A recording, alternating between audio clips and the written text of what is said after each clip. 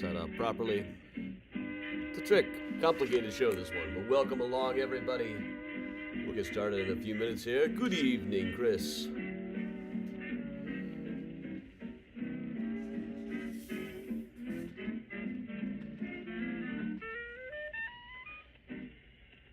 Let's dance, and that's no It's idle in invitation, ladies Detroit. and gentlemen, because it comes from Benny Goodman and his orchestra.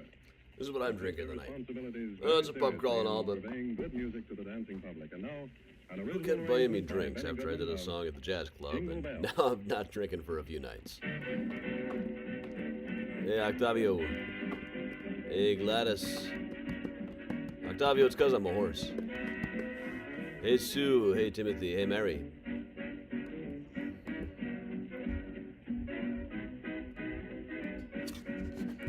Why the long face? I just realized, who's gonna guide my sleigh tonight?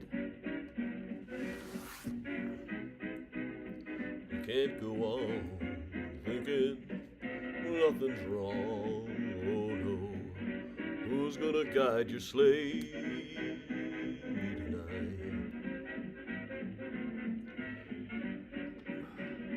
Hey Heather. Hey June.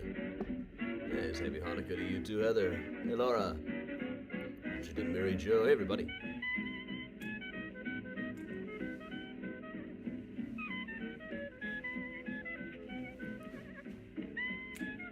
Hey Linda. Hey everybody. Hey June. Welcome everybody.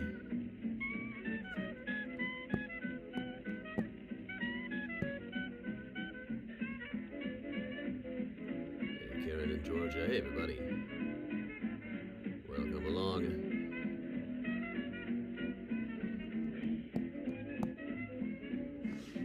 Okay, I think I need this thing, this volume turned up a little bit. Something about the audio lately, you know. There we go. Ooh, Megan, sorry to hear that. Like a chain of screaming. Well, so I'm not like doing an advertisement here. Introducing Diet Coke. I will go get a glass.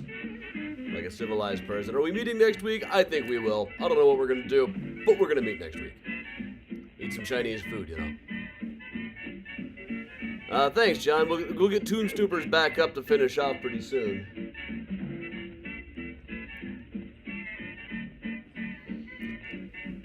We ended up kind of going over. We expected 10 episodes, now we're like 12 in. The scheduling, it gets a little bit tougher now. So they're basically all bonus episodes now. Hey, Kathleen.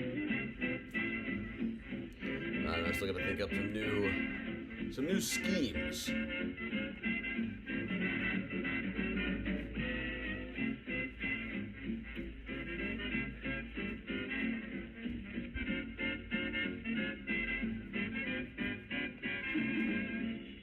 Benny Goodman and his orchestra playing in the Joseph Urban Room of the Congress Hotel Hey, in Deborah. downtown Chicago. And Hey, now Benny Jim. Goodman playing There's lots of very great drinks that are gonna be in tonight's episode, you know.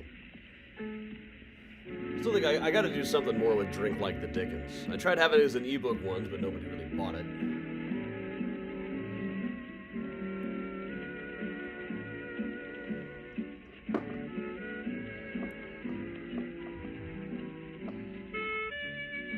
I never quite get my agent interested in it. But I know how we do it.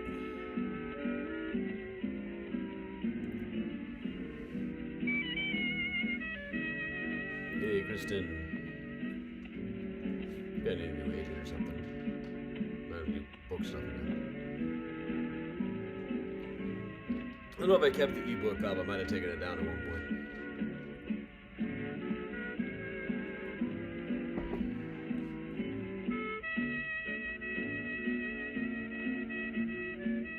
Jenna, hello.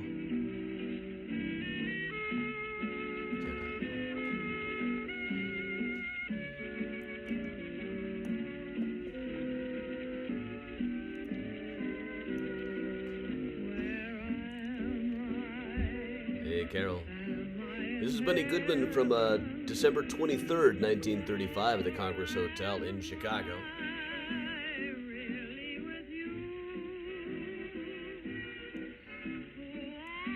Hey, Karen. Hey, Kathleen. So no euphoniums.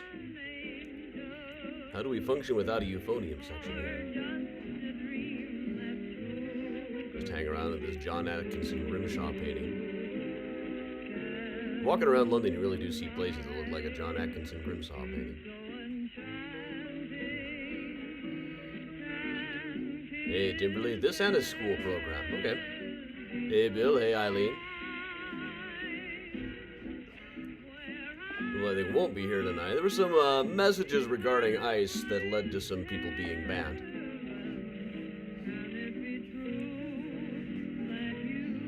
Most of them from people I've never heard of or seen, but got some messages. Hey, Steve.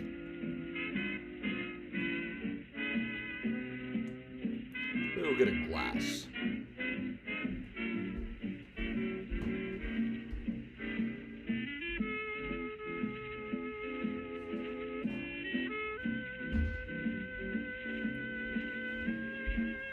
I feel like pop tastes better out of a red glass, red pebbled restaurant glass. Not really pebbled again. Yeah, I guess that's pebbled. It's like skin cells, you know. You're gonna drink it just for the taste.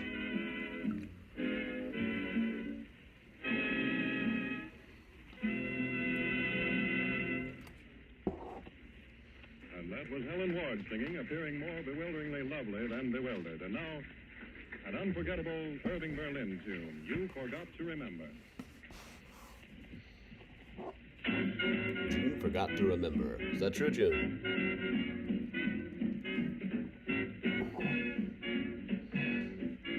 Well, tomorrow never knows.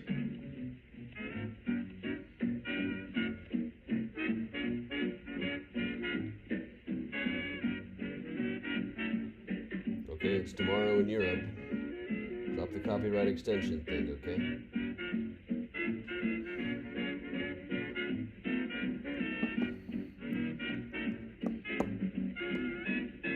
Joanne, all of the above.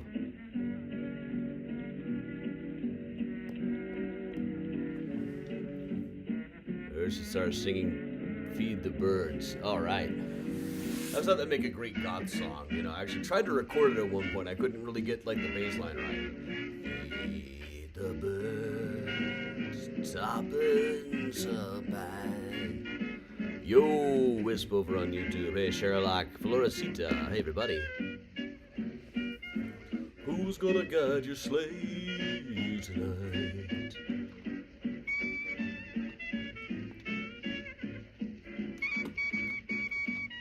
Hey, everybody, welcome along. Now, I pour the glass, and what do? I still go for the bottle.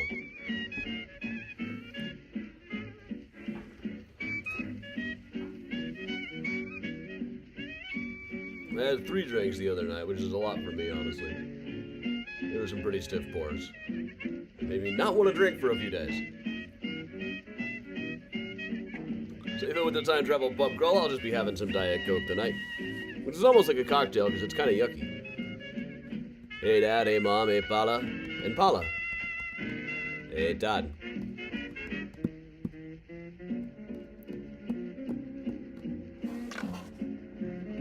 Alright, most years, the Bob Dylan camp puts out a whole dump of stuff, like 100 copies are released to record stores of all the stuff they need to keep a copyright going for in Europe. Rumor is they're about to be releasing some Desire outtakes that I've heard in Tulsa, but most people have not heard, and I certainly haven't had access to since.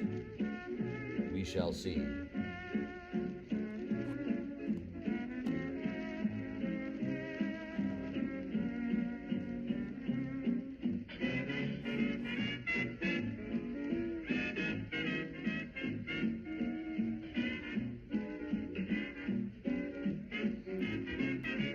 Hey, Gary.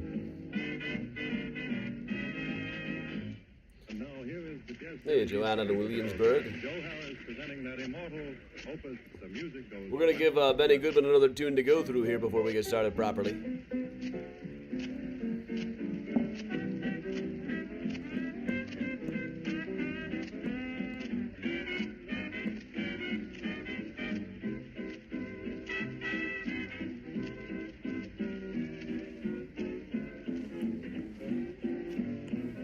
Julie is now playing with his shark pen, an articulated Super Mario toy, and a small flashlight. Definitely ready to bar crawl. You got everything you might need as we journey through time and space. On our annual holiday special, who's gonna guide us late tonight?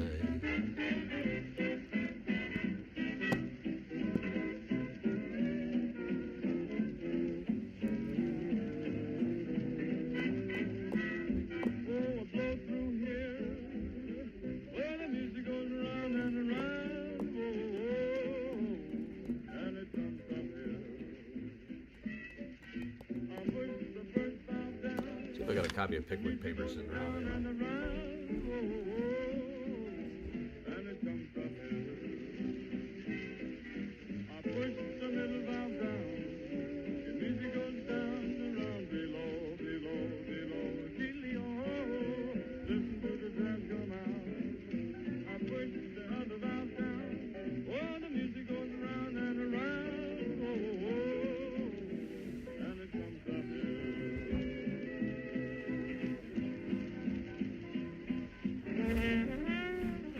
You know, it would have made sense for this particular episode if I had a copy of Pickwick Papers readily at hand. I do not. I do have 2 copies of Martin Chuzzlewit.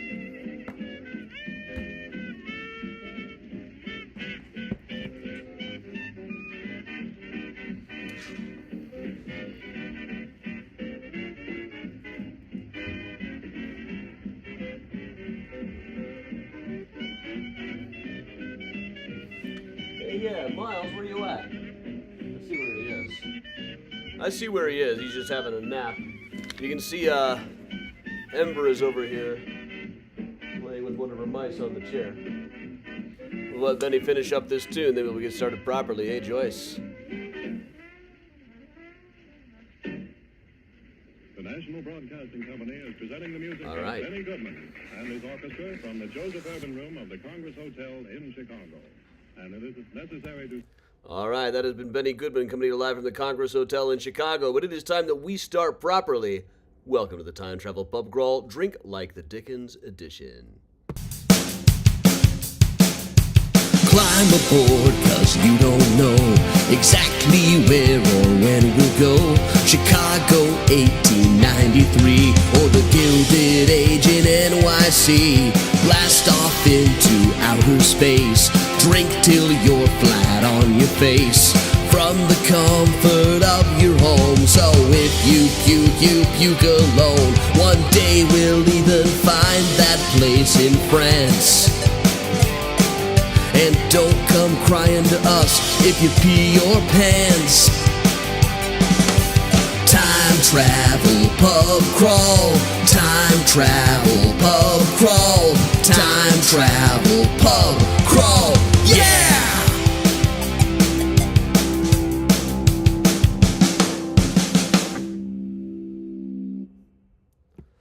All right, welcome along, everybody. I'm Adam Seltzer for Mysterious Chicago Tours. It is our annual Drink Like the Dickens virtual time travel pub crawl. One of my favorite things that we do around here. So I'm Adam for Mysterious Chicago, author of such books as Mysterious Chicago, the book, The Smart Aleck's Guide to American History, which made me nearly $2 in royalties last year. Murder Maps USA, Graceland Cemetery, Chicago Stories, Symbols, and Secrets, Volume 2 is now in the works. I'm trying to find something interesting to say about Cornelius Billings, but nobody could do it then, nobody can do it now. And Chicago's Serial Husband, The Marriages and Murders of Johann Hawk, currently nominated for Best New Book by a Chicagoan by the Chicago Reader. You can vote for that at bestofthereader.com. I'm sure they actually had a review of it, but they must have liked it. So, all right, everybody, thanks a lot. This is one of my favorite ones. You know, I have a complicated relationship with books after my years in publishing, but I remain a big fan of Charles Dickens. I've even sought out the graves of various Dickens family members. But it's easy enough right here in Chicago is the grave of Augustus Dickens, his no-good brother. It actually says brother of Charles Dickens, the English novelist, on the gravestone. You all know I'm very proud of my brother, but I don't want his Jeopardy appearance on my gravestone. Alfred Tennyson Dickens. This is a son of Charles Dickens, and of course, says so on the gravestone. This is the Trinity Uptown in New York. I haven't done a book about Trinity Uptown yet. I just did one about a regular Trinity churchyard.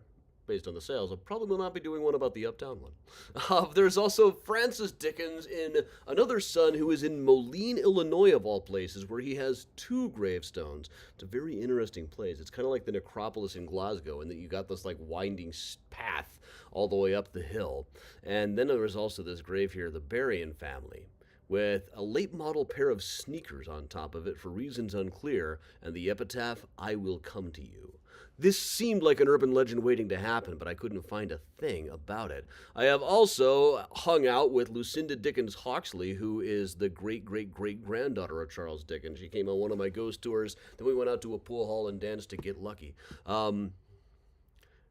This is the wrong button. What was this? I don't even know what that ever was. But all right, so here at Virtual Time Travel Pub Crawl, one thing that we like to do is travel around through time and space virtually. In 1915, the wreck of what appeared to be a homemade submarine was found in the Chicago River. They named it the Fool Killer, put it on display on South State Street. It disappears from the record about 1916, but we found it. Turns out it was in the couch tomb. And now we also found out that it is not only a submarine, it also flies through time and space. It slices, it dices, it also makes julienne fries. You can live in it, loving it, swim in it, loving it, live in it, loving it, swim in it, loving it, step right up, step right up. All right. So, this is what we do, and for this one, we are going to be zipping around through time and space to Dickens-related pubs and talking about drinks from the works of Charles Dickens. Books of Charles Dickens are loaded with references to drinks like Smoking Bishop, Egg Hot, Port Negus, Dog's Nose, Pearl, all these things that you don't really find around too much anymore. But we're just going to move around and see what we can find around here. So, first of all, we're going to check out just briefly the Dickens Museum in London. This is a place that I sought out last year when I was in town. It's really the only touristy thing that I did in London other than going to Highgate Cemetery to see the giant Karl Marx Pez dispenser. We'll go right on in here. Come in! Charles Dickens lived here. And maybe he buried his gold somewhere where you can find it. Did this at Robert Burns's house a couple of months ago. Not even that. But up in here they had some of what I was really looking for. One thing up here, you've got the bed where Charles Dickens died. And the reading desk. This is his only real prop that he did in his stage shows. And this is how we connect him to Chicago in a way, other than his brother dying here. In 1867 and 68, he went on a reading tour of the United States, and everybody in Chicago got very excited. It was like, all right, his brother just died here. He's got to come to Chicago. But they didn't realize that his brother's widow, who was still alive in town, was not the only Mrs. August Dickens in the world. There was another one still back in London. Actually, meeting this person would have been a real problem. Plus, Dickens was just not in good enough health to make the journey as far out as Chicago. So, it never happened. Chicago newspapers called him every name in the book for a minute there, but Horace White of the Chicago Tribune found out what was really going on and tried to clear things up a little bit. But no drinks on offer right here, so let's move ourselves down. We're going to zip off to England and go to Covent Garden.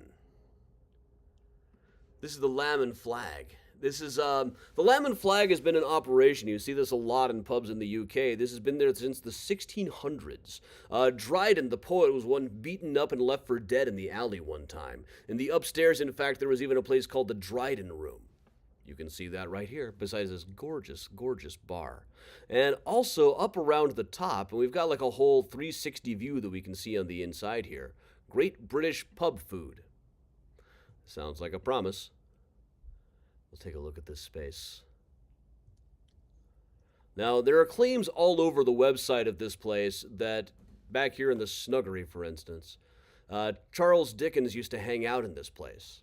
Now, this is never mentioned in any of Charles Dickens' letters. However, he did hang out in this general vicinity quite a lot as a younger man, so it's likely that he must have stopped in here at one point or another. Now, when he was a younger man, he worked in a blacking warehouse, like pasting labels onto bottles just down the road. The fact that he had had to work in a factory like this was a closely guarded secret during his lifetime, just like the fact that he had a secret girlfriend named Nell Turner who was way younger than he was.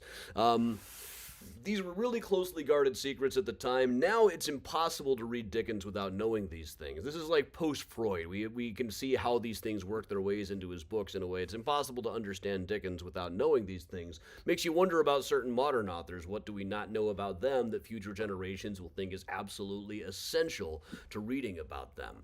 But while he was living in this area, he learned shorthand and became a reporter, put out one of his first books, Sketches by Boz, shortly after around here, which had an interesting recipe, an interesting thing called the Gin Palace. It was all like sketches of life in London. One of the places where he talked about was a gin palace where you could get all these different kinds of gins, like Old Tom and Cream of the Valley. Now, Dickens himself was really more of a punch guy. We actually have a bit of a recipe here for his own way of making punch. These proportions and directions will, of course, apply to any quantity. Peel into a very strong common basin, which may be broken in case of accident without damage to the owner's piece or pocket, the rinds of 3 lemons, cut very thin and with as little as possible of the white coating between the peel and the fruit attached. Add a double handful of lump sugar, good measure, and a pint of good old rum, and a large wine glass full of brandy. If not a large claret glass, say 2. Set this on fire by filling a warm silver spoon with the spirit, lighting the contents, and pouring them gently in. Fire, fire, fire.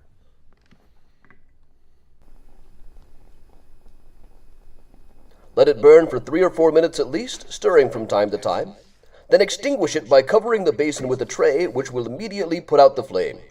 Then squeeze in the juice of 3 lemons and add a quart of boiling water. This is, in fact, absolutely delicious, and one time I got Patty Vasquez's mother absolutely trashed on the stuff at WGN. All right. The only brandy I could find was by Paul Masson, which means that I have to play my favorite clip. The clip of Orson Welles doing Turn a camera. Masson commercial. Marked. 102, take 1. With overlap, action please.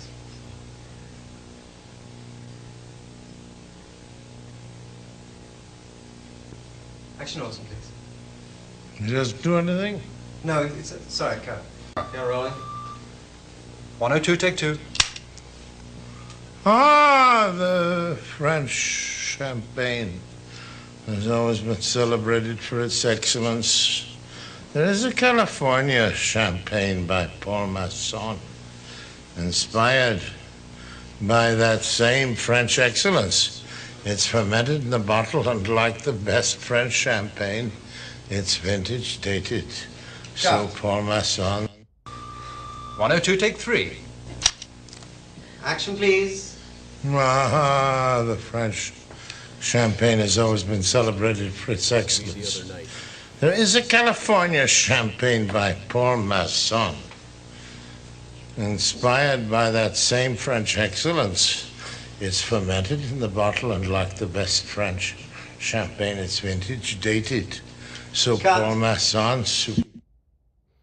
All right, so here's some music for us. Here's a little bit from Dr. Mary Crowell. Move this up. All right, this is her piece, Pluie, which is actually written by Alice Getty, who is in the Getty Tomb at Graceland Cemetery.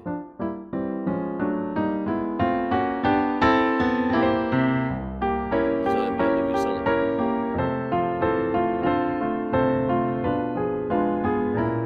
Goes like that.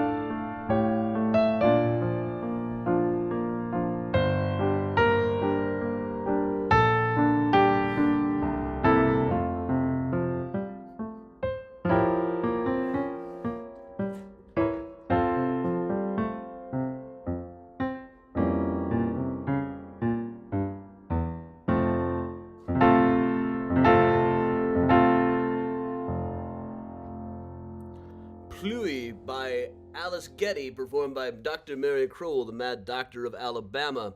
So, getting back to Dickens. So, after his time working as a court reporter writing in shorthand, he started writing the book that would really make him famous, The Pickwick Papers. Now, we're going to go about 20 miles out of, we're going to be heading about 20 miles out to the town of Dorking, which I actually have been to, strictly because I wanted to stock up on postcards. Now, there was a place here where Dickens was would hang out while he was working on the Pickwick Papers, the White Horse Hotel.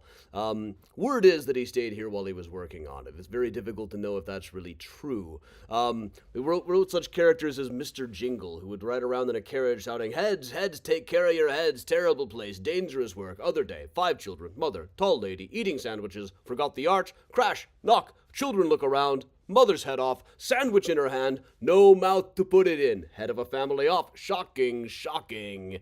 So this was the kind of story that comes up in the Pickwick Papers, which started out selling kind of slow until they introduced the character of Sam Weller. Sam Weller was kind of a smartass side character, the comic relief character, who would show up and say things like, is that you smoking, as one chimney said to the other?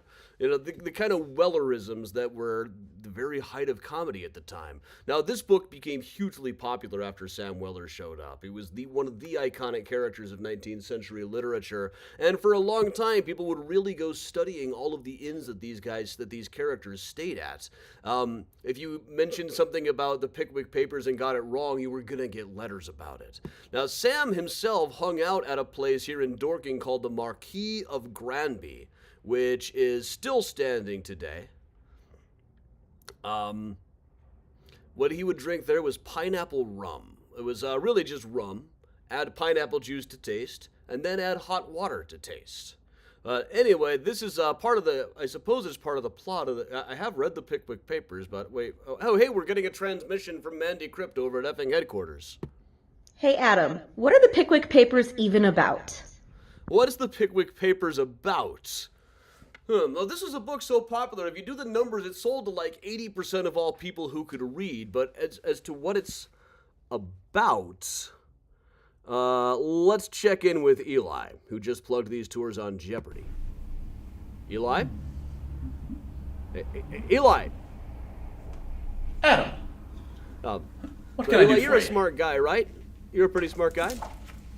I'd like to think so, yes. Do you know what the Pickwick Papers is about? The Pickwick Papers. Now that is an interesting question. On the one hand, what does it mean for something to be about something? Is it the reader's impression or the author's intention that really matters? Can we really know what something is about? Now the Greeks had an interesting theory that... You don't know, do you? Not at all, no. All right. Oh, hey, here we got one coming in from Layla as well. Adam, I have a message for you from the effing Chicago headquarters. Give it to me. If you don't find out what the Pickwick Papers are about, Christmas won't come this year. Uh-huh? Hey, I don't know how holidays work. Don't ask me. Yeah, I really don't understand Christmas, I think. But all right. So, well, you heard it. We have got to find somebody. There must be somebody around here. Let's just kind of zip around. We'll head back to the Lamb and Flag. We'll head back. Hey, anybody? Hello? Any of you guys? Can any of you tell me what the Pickwick Papers were about? Come on, Dickens used to hang out in this place, right? Any of you?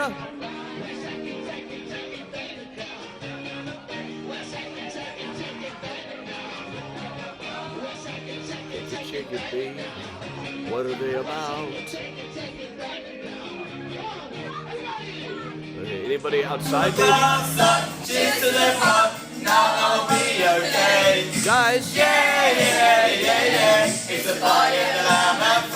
Hey, guys who are kind of embarrassed about what you're doing, can you tell us what the Pickwick Papers is about?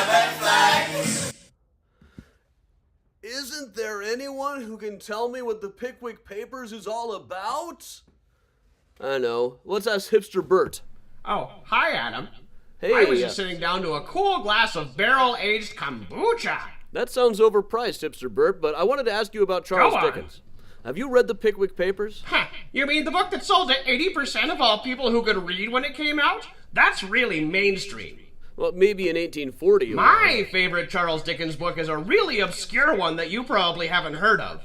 Martin Chuzzlewit. Right, that's the one where Martin and Mark Tapley go to America. It's a forgotten masterpiece. The Agreed. doctor on Doctor Who said the American bit is rubbish, but he's wrong. Agreed, but what is the Pickwick Papers about? Don't be so basic, Adam. Miles! All right. Like Mark Tapley and Martin Chuzzlewit, and what is in fact a forgotten masterpiece, Martin Chuzzlewit, I used to say that, but if I checked on Twitter, there were always more people talking about Martin Chuzzlewit than were talking about any of my books. So, be like Martin and Mark, let's go to the United States and see what we can find. I think I have an idea. Charles Dickens, you're brilliant, you are. Completely 100% brilliant. I read them all. Great Expectations, Oliver Twist, and what's the other one? The one with the ghost? Christmas Carol? No, the one with the trains. The Signalman, that's it. Terrifying. The best short story ever written. You're a genius. Mind you, I've got to say, that American bit of Martin Chuzzlewit, what's that about? Was that just padding or what? I mean, it's rubbish, that bit. I thought you said you were my fan. Oh, well, if you can't take criticism. Oh, he's wrong. But all right, so here in Chicago is an area called Pickwick Place. This is sort of a street, but really more of an alley that doesn't really go anywhere. But it has been said many times that this is, in fact, known as Pickwick Place. One of the oldest streets in the city. It's one of the oldest buildings still standing in the Loop, originally a stable, now a coffee shop, which I got my coffee at during Mystericon this past year.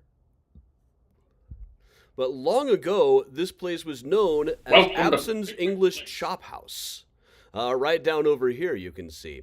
So, this was run by a guy by the name of Colonel Abson. We're going to have to talk to this guy who is living right in Pickwick Place. He's got to know what the best English food in the city was. He's got to know what the Pickwick Papers are about.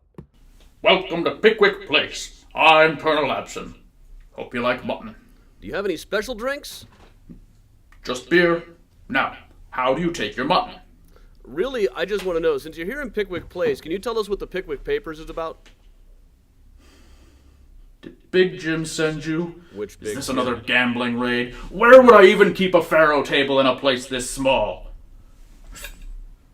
Get out of here. We went looking for Martin Chuzzlewit, we find Hannibal Chollop. Well, all right, I got another idea. Why don't we go check in on some usual friends here down in Newsy's Alley? It's a great bit in Martin Chuzzlewit when they talk about the newspaper sellers in New York. We're kind of the wrong city for that, but transcribes the newsies shouting, "Here's this morning's New York sewer, here's this morning's New York stabber, here's the New York family spy, here's the New York private listener, here's the New York peeper, here's the New York plunderer, here's the New York keyhole reporter, here's the New York rowdy journal, here's all the New York papers, here's the full particulars of the patriotic Loco-Foco movement yesterday in which the Whigs was so chawed up, and the last Alabama gouging case, and the interesting Arkansas duel with Bowie knives, and all the political, commercial, and fashionable news. Here they are, here are the papers, here are the papers. It's the kind of thing you would have heard shouted down here in Newsy's Alley, where the newsies would gather in Chicago. And of course, stepping right through the Newsy's Alley was the entrance to the Whitechapel Club. Let's check in with our pals here. Oh, it's you. And all of your guests. Yep.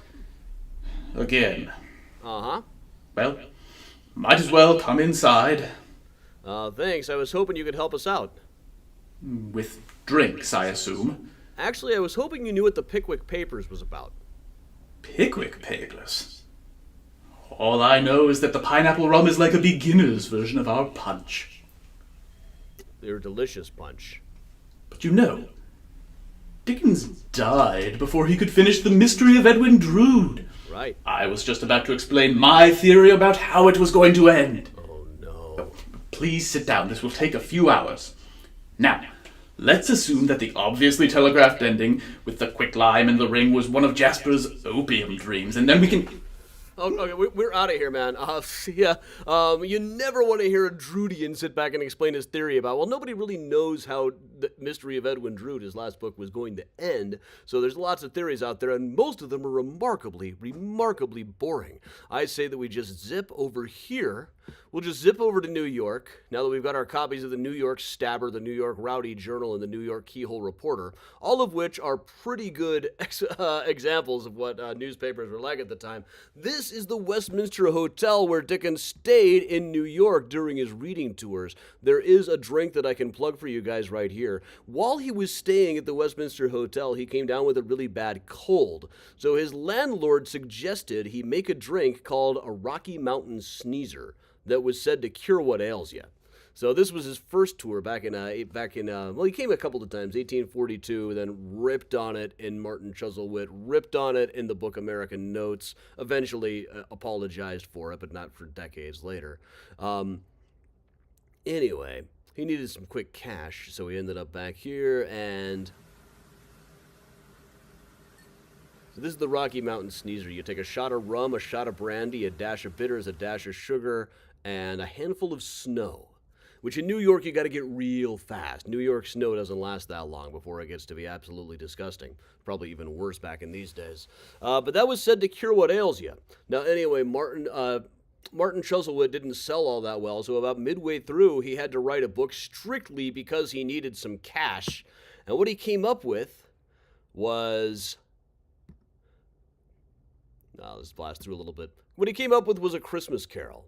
But to lead into that, everybody, let's listen to the Dead Ringer Quartet. Christmas is coming, the goose is getting fat.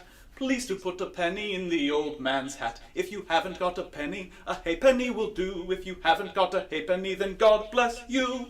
Christmas is coming, the goose is getting fat. Nice. Please Christmas to put is a penny coming, in the the goose old is getting man's fat. hat. If you Please haven't to put got a penny in the a old halfpenny man's will hat. do. If you haven't got a penny, then a halfpenny God will bless do. you. If you haven't got a Christmas is halfpenny, then coming, God the goose bless is getting you. fat.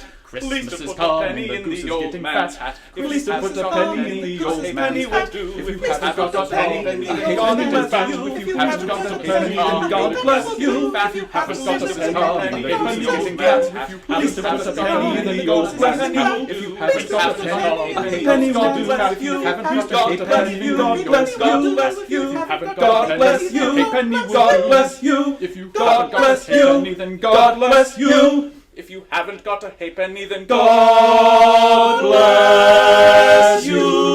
Christmas is coming, the goose is getting fat. Best version since John Denver and the Muppets. But let's go ahead back to London over here. Well, he needed some quick money, so he wrote a quick book, A Christmas Carol.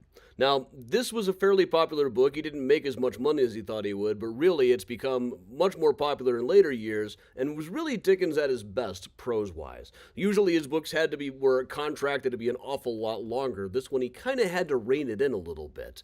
But still, there's like this great humor like this, like, Old Marley was as dead as a doornail.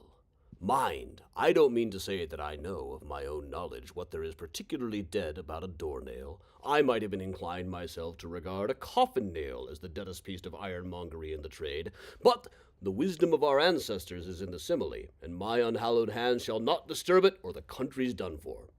You will therefore permit me to repeat, emphatically, that Marley was as dead as a doornail. Or, later on, it was a cold, bleak, biting weather, foggy withal, and he could hear the people in the court outside go wheezing up and down, beating their hands upon their breasts, and stamping their feet upon the pavement stones to warm them. The city clocks had only just gone 3, but it was quite dark already. It had not been light all day, and the candles were flaring in the neighboring office windows like ruddy smears against the palpable brown air. Ruddy smears against the palpable brown air. Now, at one point, he has Scrooge and Bob Cratchit towards the end, kind of a spoiler, sit down to a bowl of smoking bishop. Now, this was, Dickens himself had a recipe for this. You start with 5 Seville oranges, or 5 normal oranges and 1 grapefruit. You bake them. You add cloves, add wine, and then let everything sit for 24 hours before adding hot water. Now, in A Christmas Carol, they go to Mr. Fezziwig's ball. Fezziwig was Scrooge's good boss back in the olden days. Now, they don't mention Fezziwig specifically there. I believe that they were drinking Port Negus at that one. Various things that's like made with hot wine and hot water. So they do mention the songs that were sung, specifically Sir Roger McCuverley, which was usually the last song played. There's a medley with the two. It was often paired with the song Nottingham Ale. Here's the Dead Ringers on that one. Let's all sing Ye along. surgeons who more executions have done with potions and powders and bolus and pill than hangman with noose or soldiers with guns or miser with famine or lawyer with quill. To dispatch us the quicker forbid us malt liquor till our bodies grow weak and our faces grow pale. But mind who he pleases, what cures all diseases is a comforting bottle of Nottingham ale. Nottingham ale, boys, Nottingham ale, no liquor on earth is like Nottingham ale. Nottingham ale, boys, Nottingham ale, no liquor on earth is like Nottingham ale. All right, and to play us through a medley of that with Sir Roger McCuverley, here is Amy McNally, the infamous fiddler. It's also be paired with the song Nancy Dawson.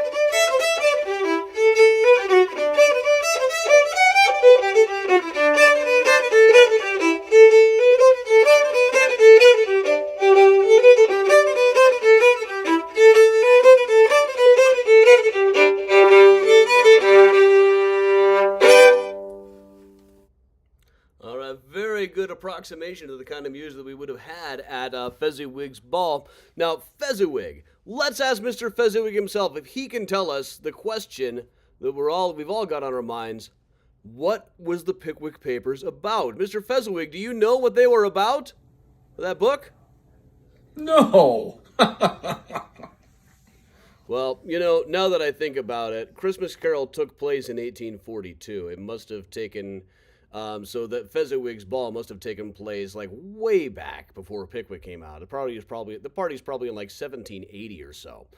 So why don't we go to another London place that I just got to check out for real just lately here? We're going to go to the Grapes. Or, as it was known in Dickens' day, the Six Jolly Fellowship Porters. Or anyway, that's how he portrayed it. This was a bar that at the time, the back went right up onto the Thames. There's been an embankment since then, so it just goes close to up to the Thames now. But it would have looked like this. This would have been the back of it. But this appears as a major location in a Dickens book, the last completed novel, Our Mutual Friend, which takes a lot of stuff he had all done before and kind of puts it all in a blender. It's like the entire Dickens canon redo. And it's popular enough that it ended up in the Precious Moments, or whatever these were called, Village, the Six Jolly Fellowship Porters in the Dickens Village. Doesn't look anything like that, really. It's a picture of Jenny Wren, a little girl who's kind of magical, and Raya, who is kind of Dickens' apology for Fagin, having a good Jewish character this time. But really, one of the more important scenes is there are a couple of lawyers, a couple of young lawyers with no clients, Lightwood and Rayburn. At one point, they're riding in a carriage, and one says, "Then idiots talk of energy. If there is a word in the dictionary under any letter from A to Z that I abominate, it is energy. It is such a conventional superstition, such parrot gabble. What the deuce? But show me a good opportunity. Show me something really worth being energetic about, and I'll show you energy." Now, they get wrapped up in the whole mystery that drives Our Mutual Friend, and at one point have to meet up with a lawyer here at the Six Jolly Fellowship Porters, alias the Grapes, and kind of work undercover. So they've got a cover that they've come up with. They're in the neighborhood of Limehouse, so they're both pretending to be lime merchants. They get way, way, way too into pretending to be lime merchants. It's really a fun read. But here is how it appears right now. You can see over on the side, they are serving Sir Ian's shepherd's pie. Now, Ian himself, Sir Ian McKellen, is one of the owners of the place. Now and then he'll even show up at like quiz nights and things. Now, his shepherd's pie I did get a chance to try, but well, here's what the neighborhood looks like. It's right by Ropemaker's Fields, out in the shadow of London, running alongside the embankment on the Thames. You can see some skyscrapers off in the background. And then here it is, the Grapes.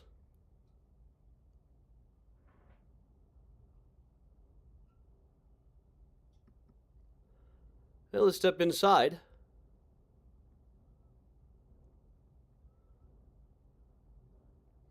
And we'll take a look. This is a gorgeous bar, apparently unchanged in a couple of 100 years, other than things like, a couple of little pieces have been fixed up since then. But you still don't see, like, television screens or anything. They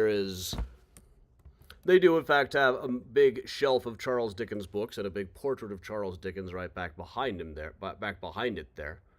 Also some ugly guy in the mirror. This upstairs stairway, you really do have to watch your head to get up here.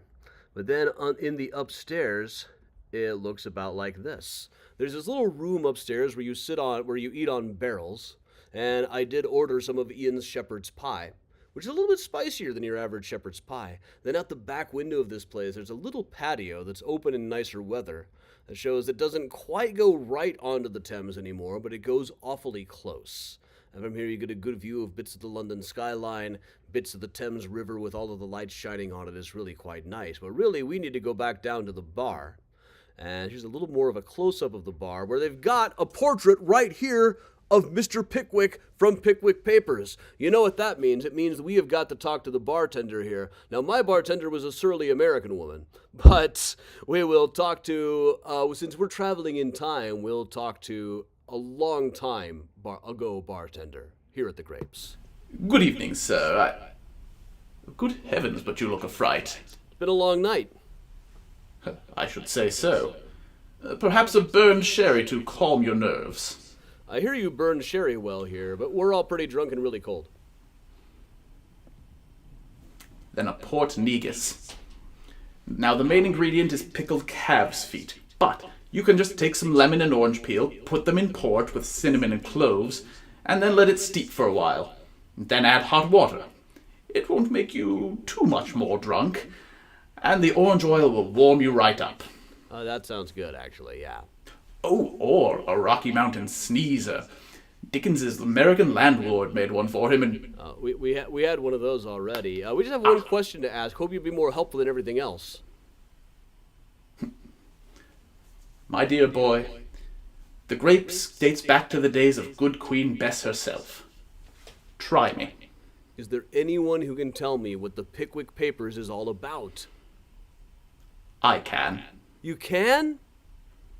Lights, please. Mm-hmm. You see, Adam, the Pickwick Papers, there's no particular plot. It's not about anything. They just wander around eating and drinking for 800 pages. Just like we've been doing. Precisely. And that's what the Pickwick Papers is all about, Charlie Brown. And that's what Christmas is all about too, right? Well, in England at least. Yes, indeed. All right, so we have solved our quest. The Pickwick Papers is not really about anything. They just wander around England like the gods at play, eating and drinking wherever they go. So that, of course, brings us to our post-show. Back in the present day, we're going to put the Benny Goodman music back on. Thanks a lot for joining me. Lots of ways that you can donate right here or join the Patreon, where there's always cool stuff happening. Thanks, everybody, for joining me. I'm Adam from Mysterious Chicago Tours. Yeah, a lot of these Dickens drinks are like half hot water. It's still delicious, but it doesn't, you feel it, but it doesn't really get you drunk, so you can drink it all night and not have to just stumble home across the ice.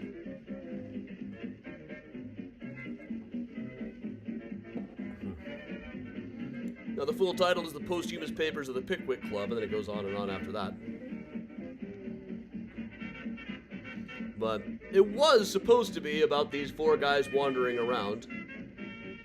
But then they kind of lost track of that.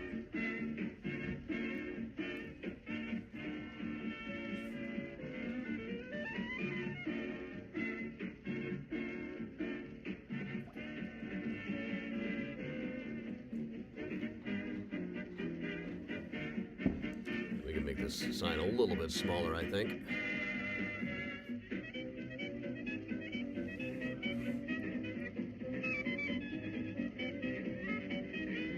I'm sure you can all see that.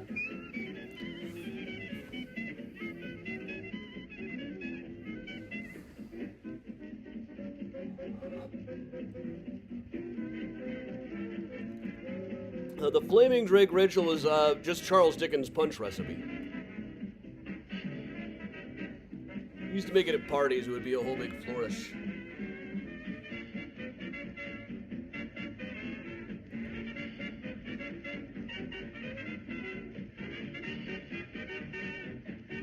Bob, 10 skulls ought to make you spooky enough. That's spooky to spare. Thank you, Deborah. Thanks, everybody, for coming out.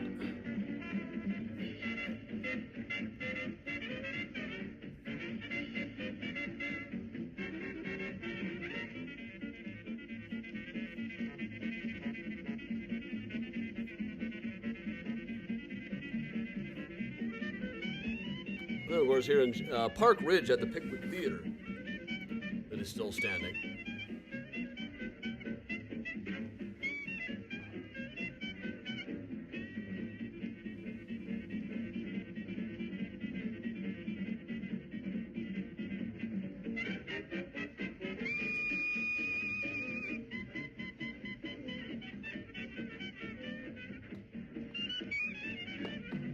All right, if new Mysterians out there, check out the Mysterious Chicago Regulars and Miles Fan Club Facebook page.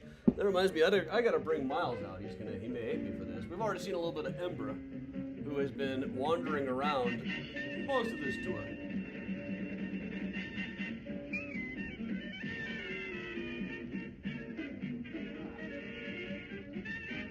He's been wandering honoring playing with her toys, not just playing with whatever she finds today. That's progress. Hey, Miles. You want to say hi to everybody? Mm-hmm. Won't you come along with me down the Mississippi? We'll take a boat to the land of dreams. Steam down the river, down to New Orleans. Stand there to meet us. Oh, folks to greet us. That's when the dark and the light folks meet. In the day. They call it Basin Street. Oh, Basin Street is the street where all the people meet. In New Orleans, the land of dreams. You'll never know how nice it seems and just how Keely, that's good. it means. I'm glad to be just where he is. We're welcome. What is on the page? Well, the group Mysterious Chicago Regulars. I'm not a member, so I don't know. That would be weird for me to be a member. In my old age or something, I'll look it up on any of the big, but I want to go see people talk about me. Had some messages today about the Whistle Patrols that led to some people getting blocked, but mostly people I've never heard of.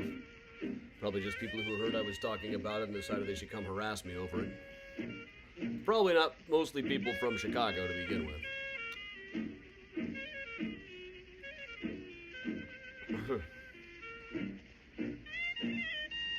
Well, now Miles remembers where he is.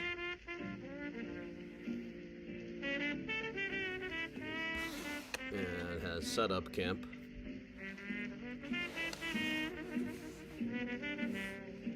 And we've been running around much of the night playing with her toy mice. Which is good, as often she'll just play with whatever she finds on the floor. Probably helps to have more mice out. Well, really, underneath, I looked underneath the shelf and found like 8 of her toy mice. Now I've got it blocked off so she won't lose them under there. Probably she won't lose them under there.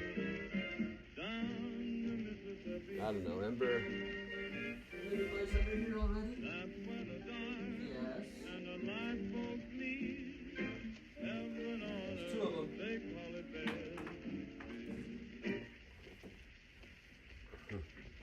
Benny Goodman presents Helen Ward again, singing I've Got a Feeling You're Fooling. Any new virtual tours next year? Deborah, probably so. Probably so. It depends on how donations go, of course.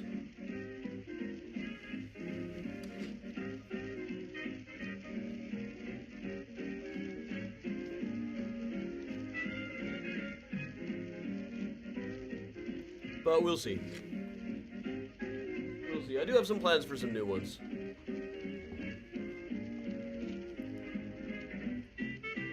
Oh no, Ember is running around. She's, yep, she just brought me one of her toy mice.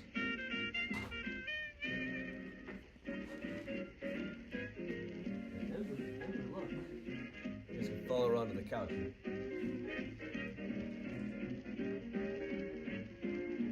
Yeah, I went up there. Can you see it?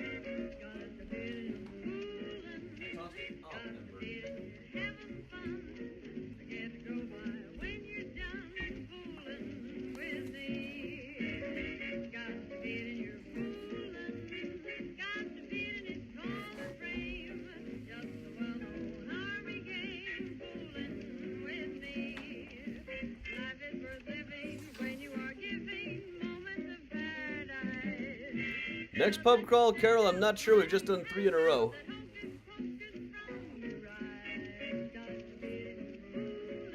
So we'll see. Don't know exactly what we'll do on Christmas night. Gotta do something, though.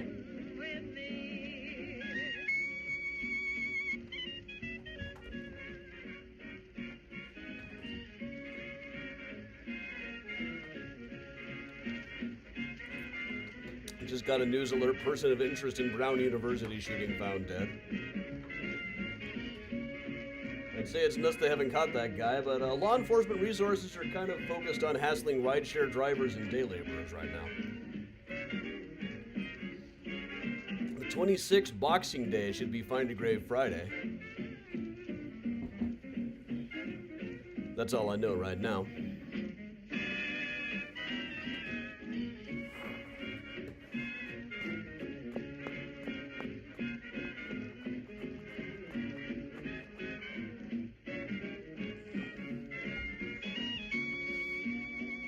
The Emperor does not need catnip.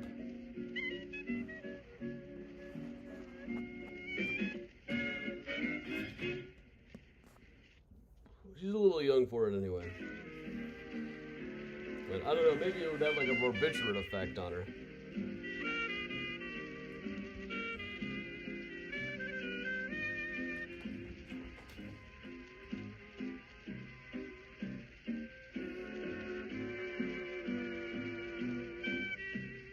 There's a lot of mice out right now, Ember. Yeah, you don't even know what to go. Is that correct, little kid? Want to say hi to everybody? Yeah, take a break, come say hi. It's the Emberess. I can see this wild one reacting to catnip. She's a naughty cat. She's great when she's tired. So curious about everything. All that calico attitude. And knows when it's time to wake up.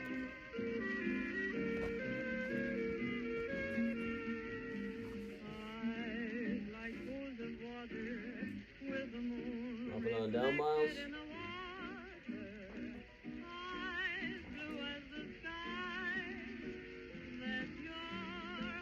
Miles, I know you can get down from that. Like gems of rubies, with the stars reflected in the rubies, lips like honey drips, that's your lips. I know the happiness to hold you close to my breast. I know the pleasure to enfold you, eyelids brush you, arms to crush you, heart like flaming red gold with the sun reflected in the Thanks, red. Karen. I love that chair as well. Still on a quest to find the right cushion for the egg chair behind me. I got another one ordered.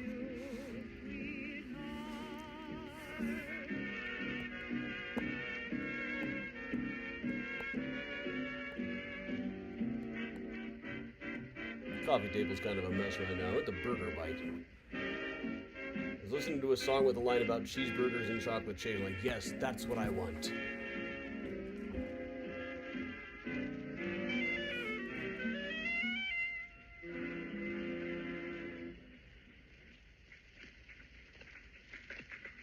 And if your memory goes back far enough, you'll recognize this tune, the Limehouse Blues. It's still got a lot of... Limehouse Blues. We were just in Limehouse. That works out.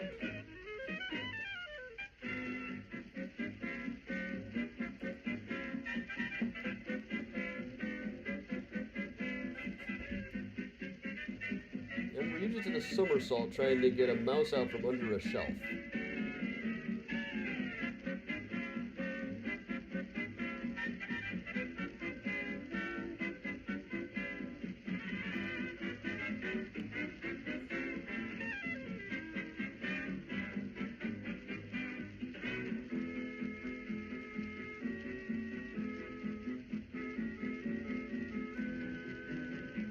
So what about the I&M Canal? That could be interesting, John, over on YouTube.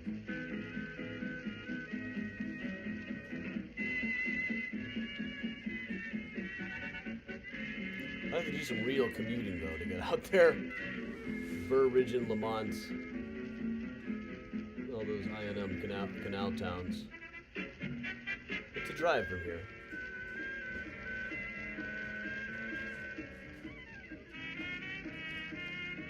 Still see Ember in the back just going nuts with these toy mice.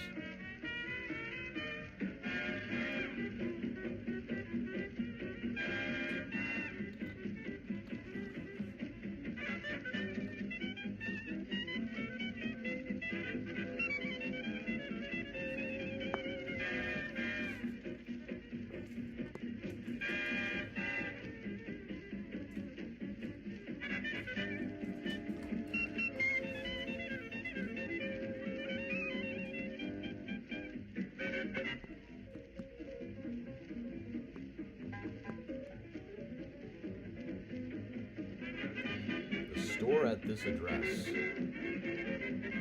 Huh.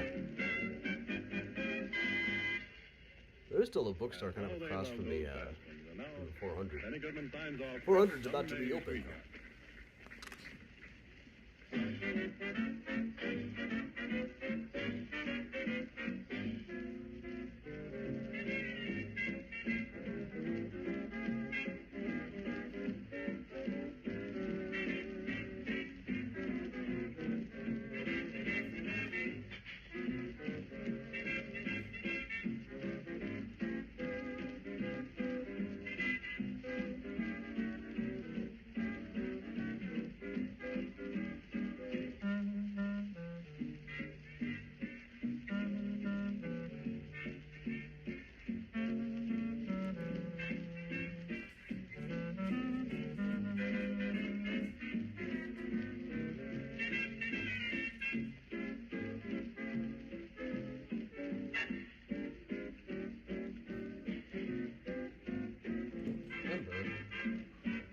Kind of underfoot.